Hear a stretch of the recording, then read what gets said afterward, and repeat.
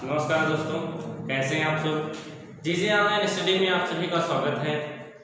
कक्षा 12 के स्टूडेंट्स के लिए बताया जा रहा था अध्याय 5 वंशज तथा विविधता के सिद्धांत का भाग 1 आपको बता दिया गया है। आज हम आपको भाग 2 के बारे में चर्चा करते हैं। तो एक बार फिर से आपको भाग 1 में बता देते हैं क्या क्या बताया गया है। तो भाग 1 में आपको बताया गया वंशगत या आनुवंशिकता क्या है या किसे कहते हैं, परिभाषा बताई गई, विभिन्नता बताई गई, वेरिएशन जिसे कहते हैं। उसके बाद आनुवंशिकता तथा विभिन्नता के सिद्धांत बताए गए कि आनुवंशिकी किसे कहते हैं, इसे बताया गया। उसके बाद आनुवंशिकी के जनक कौन है उसके बारे में बताया गया, उनका जन्म कहाँ हुआ था, ये सारी चीजें आपको बताई गई। और आनुवंशिकी का जनक जो कहे जाते हैं मेंडल जी, और उनको किस तरीके से असफलता हासिल हुई और किस तरीके से सारी चीजें फिर से रिपीट करके तमाम प्रकार के वैज्ञानिकों ने उनकी जो खोज थी उस प्रक्रिया को फिर से लाया और उनकी बातों को सिद्ध किया गया। तो ये सारी चीजें आपको बताई गई थी। और मेंडल के द्वारा मटर के ही पौधों का चयन क्यों किया गया, इसका कारण भी बताया गया था। और सबसे महत्वपूर्ण और जरूरी बात जो थी वह कि जो उन्होंने लक्षण चुना था, मटर के पौधों में जो लक्षण देखा था उन लक्षणों के बारे में, वो लक्षण कितने थे और कौन कौन से थे, इन सारी चीजों के बारे में आपको बताया गया। उम्मीद है कि आप सब उसको याद भी किए होंगे और बहुत ज्यादा हार्ड भी नहीं था जो ना याद हो सके। तो आज हम उसी श्रेणी में, उसी क्रम में इसके भाग 2 में आपको बताते हैं। अध्याय वही है वंशज तथा विविधता के सिद्धांत, इसी चैप्टर का भाग 2। आपको भाग 1 जो बताया गया था, भाग 2 में आपको बताया जाएगा कि मेंडल का प्रयोग, जो मेंडल ने प्रयोग किया था वह किस तरीके से किया था, क्या था वह प्रयोग, आज इसके बारे में हम चर्चा करते हैं। तो सबसे पहले हम मेंडल के प्रयोग के बारे में जानते हैं। मेंडल के प्रयोग, ठीक है। मेंडल के प्रयोग के बारे में जानते हैं। मेंडल का प्रयोग है क्या, जैसे कहा गया कि मेंडल ने पहले एक संकर संकरण और द्विसंकर संकरण, एक संकर संकरण प्रयोग तथा द्विसंकर संकरण प्रयोग किया। अब एक संकर संकरण प्रयोग और द्विसंकर संकरण प्रयोग क्या होता है इसके बारे में हम जान लेते हैं। जैसा कि आपको बताया गया कि उनके लक्षण, जो मटर का लक्षण था, मटर के पौधों का उन्होंने सिलेक्शन की, चयन किया, किसके लिए, हाइब्रिडाइजेशन के लिए, संकरण के लिए। संकरण के लिए जब मेंडल जी ने मटर के पौधे का चयन किया तो उसमें उन्होंने एक संकर मतलब मोनोहाइब्रिड क्रॉस, यानी किसी पौधे के एक लक्षण को लेना एक संकर संकरण क्रॉस कहलाता है। जबकि अगर किसी भी पौधे के दो लक्षणों का हम एक साथ, दो लक्षणों की जानकारी एक साथ प्राप्त करते हैं तो उसे द्विसंकर संकरण कहा जाता है। अब एक संकर संकरण की क्रिया के द्वारा मेंडल जी ने मटर के पौधे की लंबाई के बारे में बताया था। अब हम इसको देखते हैं किस तरीके से मेंडल जी ने एक संकर संकरण का प्रयोग किया था और द्विसंकर संकरण प्रयोग इसके आगे आपको बताया जाएगा। तो सबसे पहले हम देखते हैं एक संकर। मेंडल के प्रयोग जो थे, मेंडल ने अपने प्रयोग के द्वारा पहले एक संकर संकरण का प्रयोग, फिर द्विसंकर संकरण का प्रयोग किया। तो हम किसके बारे में जानेंगे, पहले एक संकर संकरण। एक संकर संकरण के बारे में जानते हैं, जिसे मोनोहाइब्रिड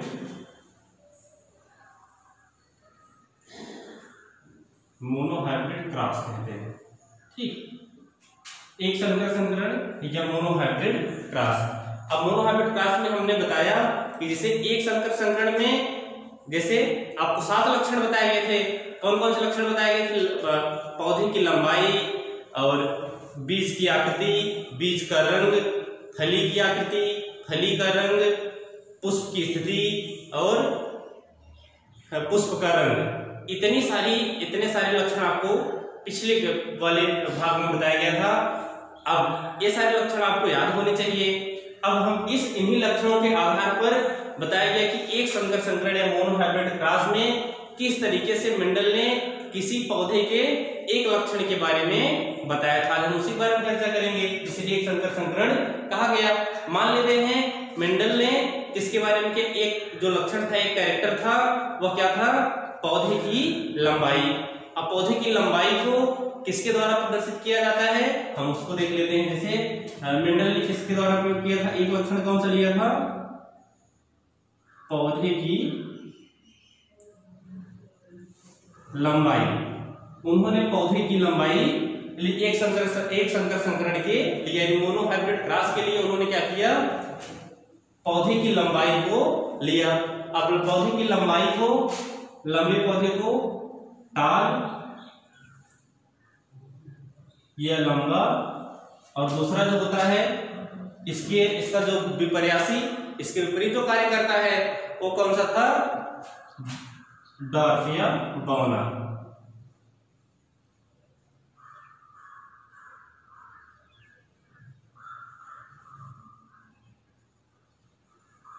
डॉर्फ या बौना। अब जैसा कि बताया मेंडल ने कहा कि इसको किसके द्वारा प्रदर्शित किया गया, जैसे ताल है तो इसके पहले अक्षर से प्रदर्शित किया, कैपिटल टी। दो बार कैपिटल टी इसलिए लिखा गया क्योंकि जो कारक होते हैं, मेंडल जी ने इसको कारक शब्द का उपयोग किया था। इसे क्या कहा उन्होंने, कारक कहा। यही क्या है, जीन है, ठीक है। बाद में इसी कारक को क्या कहा गया, जीन कहा गया।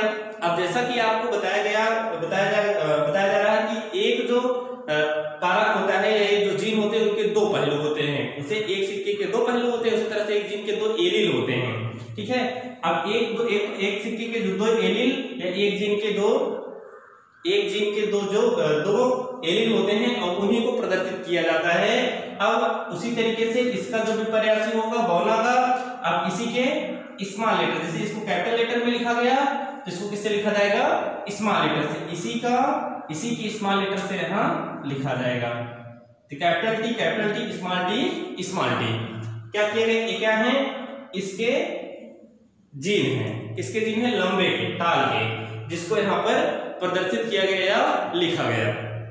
अब हम देखते हैं, इसी को मान लेते हैं, चाहे हम एक को नर मान लेते हैं और एक को मादा मान लेते हैं। एक नर हो गया और दूसरा मादा। अब मेंडल जी ने इसमें क्या किया, इस प्रक्रिया में इनमें क्या हुआ, युग्मक जनन हुआ। युग्मक जनन की क्रिया द्वारा आपको बताया गया पिछली क्लास में, पिछले अध्याय में, कि युग्मक जनन किस तरीके से होता है। तो अर्धसूत्री विभाजन की क्रिया के द्वारा ये क्या करते हैं, युग्मकों का निर्माण करते हैं। अर्धसूत्री विभाजन होगा इन दोनों में, ठीक है, अर्धसूत्री विभाजन। अब अर्धसूत्री विभाजन की क्रिया के द्वारा ये क्या होंगे, आधे आधे में बढ़ जाते हैं। तो एक टी यहाँ पर और दूसरा टी यहाँ पर। अब इसे हम क्या कह सकते हैं, नर युग्मक कह सकते हैं, लिख सकते हैं नर युग्मक। ये क्या बना, नर युग्मक बने। एक सेल से, एक कोशिका से कह सकते हैं, या एक जीन से क्या हुआ, दोनों एलील क्या हो गए, अलग अलग हो गए। अर्धसूत्री विभाजन की क्रिया के द्वारा जो किसका निर्माण किया, नर युग्मक का निर्माण किया, ठीक। इसी तरीके से यहां पर भी होगा, ठीक है। ये भी क्या करेंगे, दोनों बढ़ करके दो युग्मक का निर्माण कर लेंगे, स्मॉल टी, स्मॉल टी। अब इस तरीके से बना कैपिटल टी, स्मॉल टी, दोनों अर्धसूत्री विभाजन की क्रिया के द्वारा बढ़ करके एक क्या किया, दो नर युग्मक का निर्माण किया और यह दो मादा युग्मक, ठीक है, मादा युग्मक का निर्माण हुआ। अब इसी नर और मादा युग्मक जो होते हैं, अब इसी में क्या कराया गया, क्रॉसिंग करवाई गई, संकरण कराया गया। जैसा कि आपको बताया गया, इसमें जो संकरण होता है वो किस तरह से कराया गया, कृत्रिम परागण, ठीक है। कृत्रिम परागण की क्रिया के द्वारा एक पुष्प के पुंकेसर को निकाल करके दूसरे पुष्प के वर्तिकाग्र पर छोड़ा गया। अब तक आपने देखा किस तरीके से इसमें युग्मक का निर्माण हुआ। जैसे कि पुष्पी पादपों में लैंगिक विरोध चैप्टर था, उसमें आपको बताया गया परागण के बारे में। परागण की क्रिया के द्वारा किस तरह से युग्मक आपस में मिल करके एक नए पौधे का निर्माण करते हैं। टाल हुआ, यानी एक ऐसा पौधा जो क्या है, लंबा है, और दूसरा कैसा है, बौना है। अब हम चाहे लंबे पौधे के पुंकेसर को निकाल करके बौने पौधे के वर्तिकाग्र पर छोड़े, चाहे बौने पौधे का पुंकेसर निकाल करके लंबे पौधे के वर्तिकाग्र पर छोड़ते हैं, तो यह क्रिया कहलाती है कृत्रिम परागण। क्या कहलाएगी? कृत्रिम परागण। अब कृत्रिम परागण की क्रिया इन्होंने करवाया, जिसे कहते हैं हाइब्रिडाइजेशन या संकरण। तो मेंडल जी ने क्या करवाया? इसमें संकरण कराया। अब संकरण की क्रिया के द्वारा किस तरीके से नई पीढ़ी का निर्माण होता है उसको देखते हैं। अब किस तरीके से, यहां बना कैपिटल टी स्मॉल टी, ठीक है। उसके बाद अगला जो बनता है कैपिटल टी स्मॉल टी, फिर यह बनेगा कैपिटल टी स्मॉल टी, फिर ए बनेगा, फिर ए बनेगा, ठीक है। यहां से यहां कैपिटल टी स्मॉल टी। इस तरीके से किसका निर्माण हुआ? एक संकर का। एक कौन सी प्रजाति उत्पन्न हुई? संकर। संकरण की क्रिया के द्वारा, जिस संकरण की क्रिया के द्वारा उत्पन्न जो पौधा था या जो बीज थे, ठीक है, वो क्या बने? संकर बने। क्या कहलाएंगे? संकर। ये जिसे हाइब्रिड कहा जाता है। अब प्रथम इसे क्या कहेंगे? F1 जनरेशन, प्रथम पीढ़ी, F1 जनरेशन। प्रथम पीढ़ी में बनने वाले जितने भी पौधे रहे वो कैसे रहे? किस तरीके से रहे? लंबे रहे, ठीक है। तो अब इसमें मेंडल जी ने फिर से एक बार आपको बताते हैं, इन्होंने क्या किया? पौधे की लंबाई को लिया, यानी जो लक्षण थे एक संकर संकरण में, उन्होंने एक लक्षण, एक संकर यानी एक संकर, एक मतलब ओनली वन, एक जिसे मोनोहाइब्रिड, यानी एक लक्षण को उन्होंने क्या किया? चुना। एक लक्षण वह क्या था? पौधे की लंबाई। पौधे की लंबाई को टाल और उसका जो विपर्यासी रूप होता है वह डॉर्फ या बौना। टाल को कैपिटल टी से और डॉर्फ को स्मॉल टी से प्रदर्शित किया गया। अब ये क्या है? कारक हैं। कैपिटल टी को मेंडल जी ने कारक कहा, और एक कारक जो होते हैं उसमें दो एलील्स होते हैं। अब वे एलील्स जो होते हैं अर्धसूत्री विभाजन की क्रिया के द्वारा दोनों क्या होते हैं? बढ़ जाते हैं और दो नर युग्मक का निर्माण करते हैं। अब वही नर युग्मक और मादा युग्मक, नर और मादा युग्मकों में क्या होता है? क्या कराया जाता है? संकरण कराया जाता है। कौन सा संकरण? कृत्रिम परागण। कृत्रिम परागण की क्रिया के द्वारा इन दोनों में क्या होता है? नई पीढ़ी का निर्माण होता है, जिसे F1 जनरेशन कहते हैं। अब उस F1 जनरेशन के द्वारा उत्पन्न जो जाति होती है उसे संकर कहा जाता है, ठीक है। अब यहाँ पर दो चीजें और स्पष्ट होती हैं, जैसे मेंडल ने 3 नियम दिया था। कौन कौन सा? प्रभाविता का नियम, पृथक्करण का नियम और स्वतंत्र अभिवन का नियम। प्रभाविता के नियम को लॉ ऑफ डोमिनेंस कहा जाता है। उसके बाद पृथक्करण को कहा जाता है लॉ ऑफ सेग्रेगेशन, या पृथक्करण के नियम को युग्मों की शुद्धता का नियम भी कहा जाता है। स्वतंत्र अभिवन को लॉ ऑफ इंडिपेंडेंट असॉर्टमेंट कहते हैं। इस तरीके से मेंडल ने क्या किया था? 3 नियम दिया, और 3 नियमों में से 2 नियम यहाँ पर फॉलो होते हैं। जैसे पहला कौन सा? पृथक्करण का नियम। जो दूसरा नियम है, दूसरा नियम क्या है? पृथक्करण का नियम। पृथक्करण का नियम कहाँ फॉलो होता है? यहाँ पर। पृथक्करण का नियम कहाँ फॉलो हुआ? यहाँ पर बताइए किस तरीके से जो कारक था या जो जीन था विभाजित होकर के क्या किया? अलग अलग हो। जैसे इसमें बताया गया प्रत्येक जीन जोड़ी के कारक क्या करते हैं? प्रत्येक जीन जोड़ी के कारक युग्मकों के निर्माण के समय, अब युग्मक बना, इस युग्मक के साथ में लिखा भी गया है ना, मादा युग्मक नर युग्मक, तो युग्मकों के निर्माण के समय ये पृथक होकर के अलग अलग युग्मकों में चले जाते हैं। अब ये दोनों क्या हुए? जो क्या था? पृथक्करण का नियम। पृथक्करण का नियम, पृथक्करण का जो नियम कहता है, क्या कह रहा है? कह रहा है कि जो यानी जो जीन पाए, प्रत्येक जीन जोड़ी, देख रहे हैं ना, प्रत्येक जीन जोड़ी क्या करते हैं? जीन जोड़ी के कारक, प्रत्येक जीन जोड़ी के कारक क्या होते हैं? युग्मकों के निर्माण के समय एक दूसरे से पृथक होकर अलग अलग युग्मकों में चले जाते हैं। ये क्या होगी? अलग अलग युग्मकों में चले जाते हैं, जहां पर मेंडल के पृथक्करण का नियम क्या होता है? लागू होता है। और दूसरा जो होता है यह है प्रभाविता का नियम। सबसे नीचे देखेंगे तो F1 जनरेशन से जो संकर प्राप्त हुआ है वो क्या है, जो क्या प्रभावी है। प्रभाविता का नियम कहाँ लागू होता है, यहाँ पर। जो प्रभावी है उसका लक्षण दिखाई दे रहा है और जो अप्रभावी है उसका लक्षण नहीं दिखाई दे रहा है। जबकि यहाँ पर होना क्या चाहिए था, एक कैपिटल टी इसका और एक स्मॉल टी इसका, जब दोनों आपस में मिले इसके द्वारा बनने वाला जो पौधा था वह कैसा होना चाहिए, मध्य स्टेज में, मिडिल स्टेज में होना चाहिए था। ना तो लंबा होना चाहिए था, ना तो बौना होना चाहिए, उसे मध्य स्टेज में यानी इससे बड़ा और इससे छोटा होना चाहिए था। लेकिन ऐसा नहीं हुआ। क्यों नहीं हुआ, क्योंकि यहाँ पर प्रभाविता का नियम लागू होता है, प्रभाविता का नियम फॉलो होता है। जो प्रभावी लक्षण है वही दिखाई दिया और जो अप्रभावी लक्षण है वो दिखाई नहीं दिए। तो जो प्रभाविता का नियम कहता क्या है बताया कि इसमें जब प्रभावी लक्षण का एक जीन और अप्रभावी लक्षण का एक जीन उपस्थित हो एक साथ, तो उसे उसमें से अपना जो लक्षण प्रदर्शित करता है, यानी प्रभावी लक्षण जो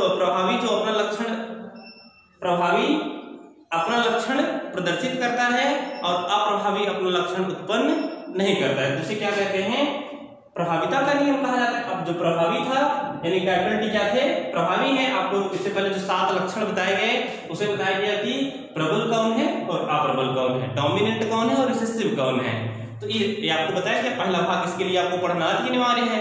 इसको पढ़ेंगे तो डोमिनेंट था वह भी दिखाया गया, जो रिसेसिव था वह भी दिखाया गया। ठीक है, अब हम आपको बताते हैं इसके आगे का स्टेप। जैसे क्या हुआ, अब इसके द्वारा लंबे तने वाले यानी F1 जनरेशन में क्या हुए, सारे के सारे पौधे लंबे तने वाले बने।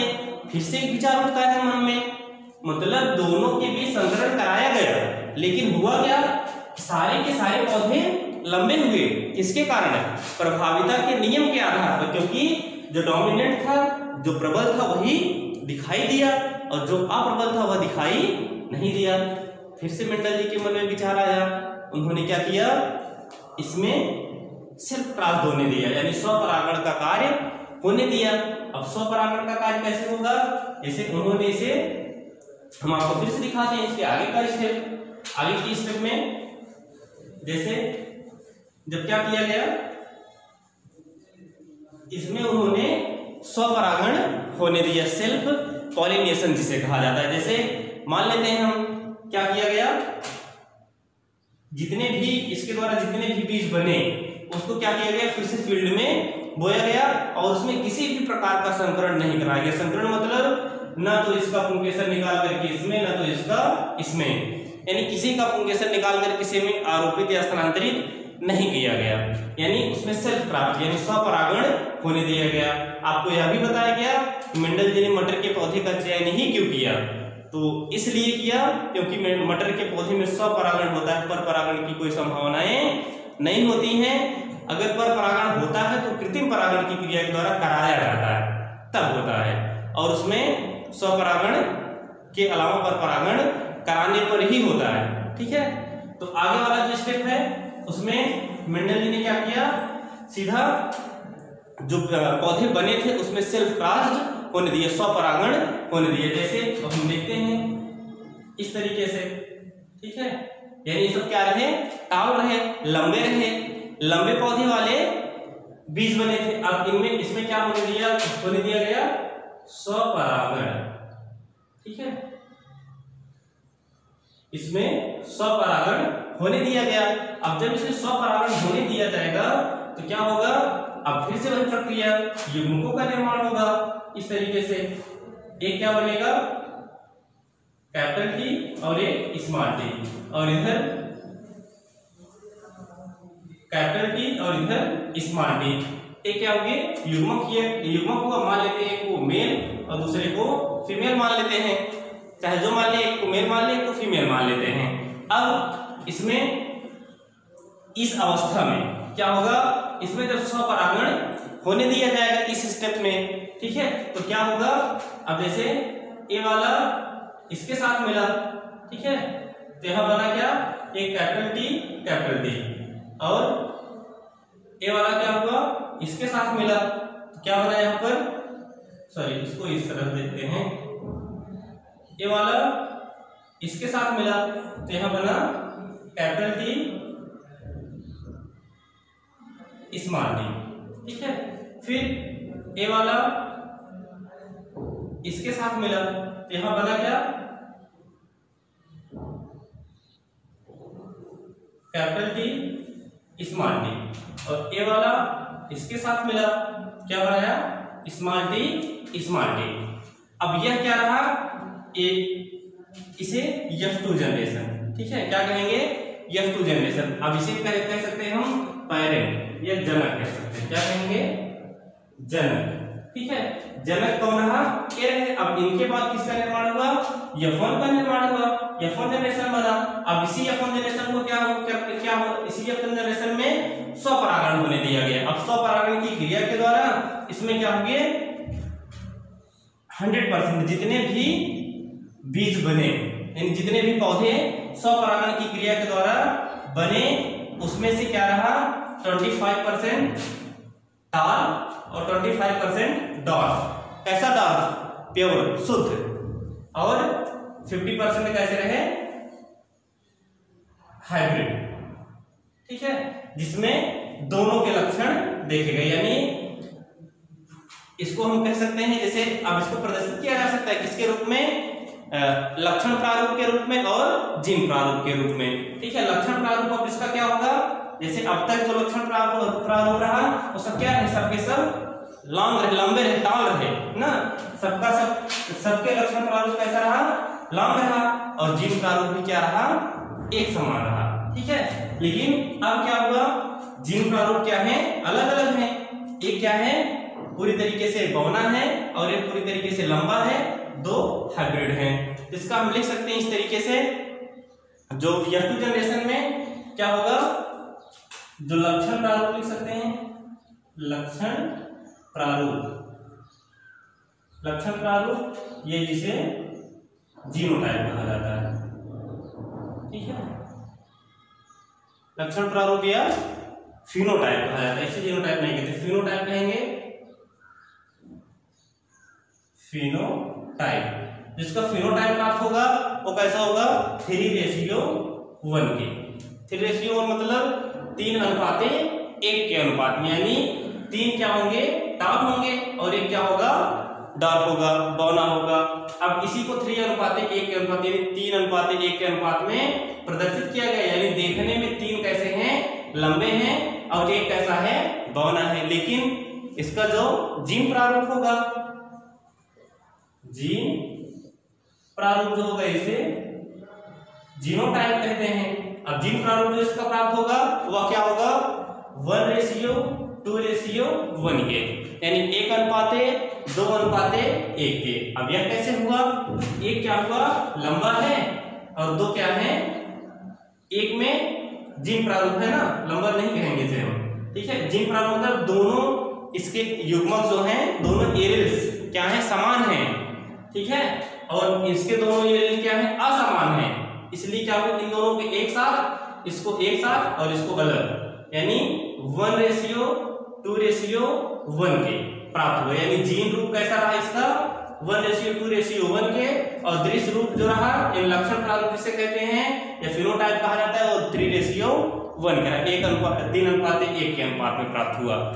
तो इस तरीके से यह जो आपका था, जिसे मेंडल के प्रयोग में जो एक संकर संकरण की क्रिया है, एक संकर संकरण जिसे मोनोहाइब्रिड क्रॉस कहा जाता है, वह पूर्ण होता है, ठीक है। अब आपको द्विसंकर संकरण के बारे में बताया जाएगा, लेकिन उससे पहले एक बार फिर से समझ लेते हैं। जैसे एक संकर संकरण या मोनोहाइब्रिड क्रॉस में आपको बताया गया, एक लक्षण लिया गया, जैसे पौधे की लंबाई को टी से प्रदर्शित किया गया, टी में ताल से ही लिया गया, इसी ताल से लिया गया, टी को टी से प्रदर्शित किया गया, लेकिन इसको 2 बार लिखा गया क्योंकि एक जीन के 2 एलील्स होते हैं, ठीक है। पहले इसे कारक कहा गया, तो मेंडल जी ने कारक को बताया, एक कारक में 2 जीन होते हैं, दो क्या होते हैं, युग्मक होते हैं। उन युग्मकों में अर्धसूत्री विभाजन होता है, जैसे नर युग्मक और मादा युग्मक का निर्माण होता है, जिसमें संकरण कराने की क्रिया के द्वारा F1 जनरेशन में बनने वाले जितने भी पौधे होते हैं वो कैसे होते हैं, लंबे होते हैं। और सेकेंड जनरेशन में क्या किया था, इसी F1 जनरेशन को स्वपरागित होने दिया जाता है। इसमें जब स्वपरागित होने दिया जाएगा इसे, तो इसके द्वारा उत्पन्न होने वाले जितने भी पौधे होंगे वे कैसे होंगे, उसमें किसका लक्षण, इनके लक्षण प्रदर्शित होंगे, यानी किसके लक्षण, जनक के।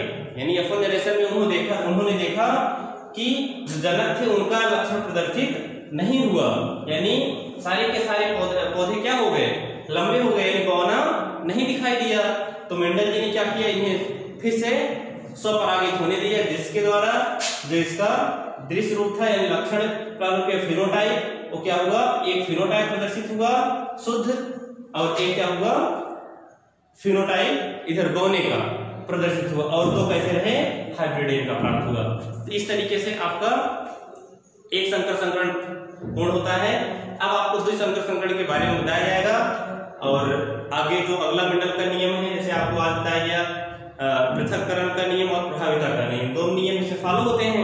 अब आपको इसके बाद स्वतंत्रता वियोग के नियम के बारे में बताया जाएगा और द्विसंकर संकरण के बारे में बताया जाएगा। ठीक है, तब तक के लिए धन्यवाद, अगले वीडियो में मिलते हैं।